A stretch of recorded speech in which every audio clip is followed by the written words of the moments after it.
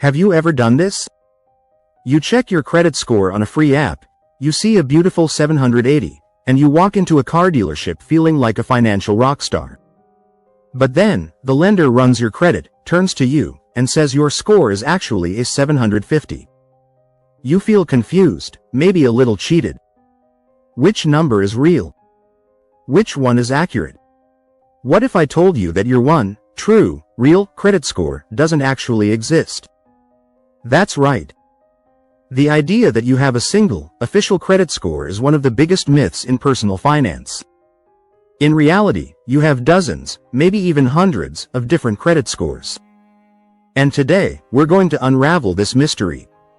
We're not just going to answer the question, which score is most accurate? We're going to ask a much better question.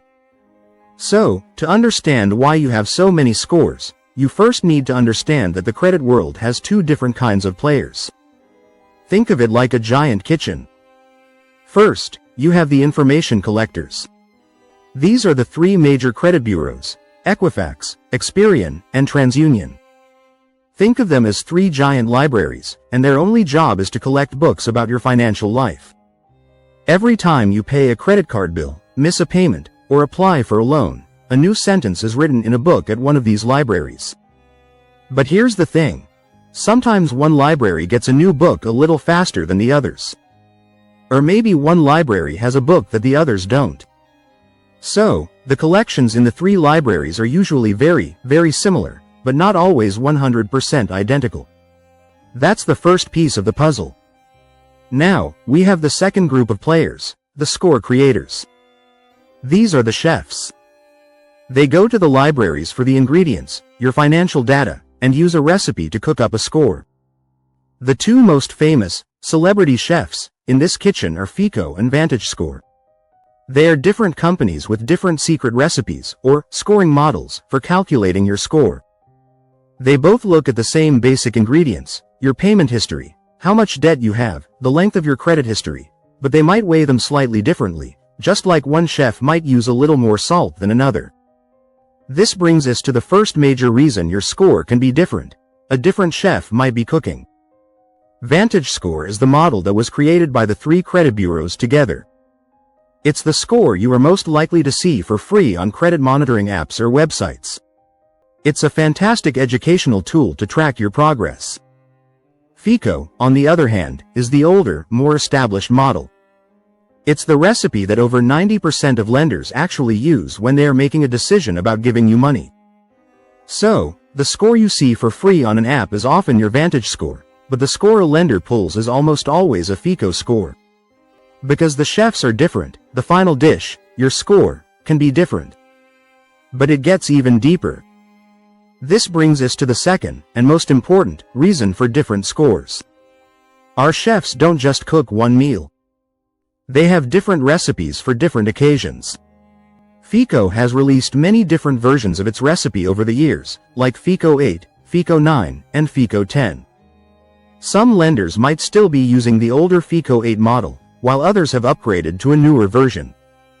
It's like some restaurants using a classic recipe from 2010, while others use the new 2020 version. Different recipes, different results.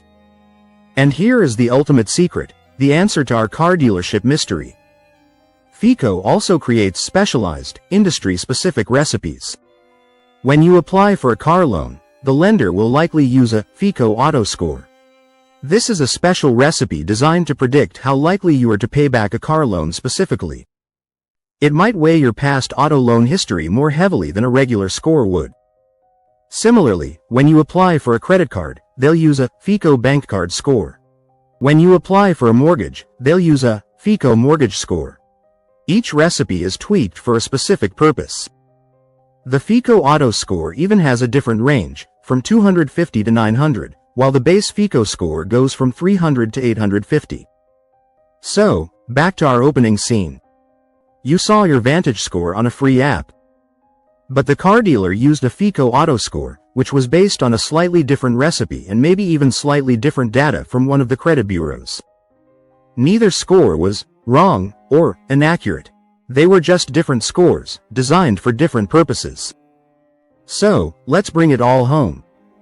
Which credit score is the most accurate? As you now know, that's the wrong question.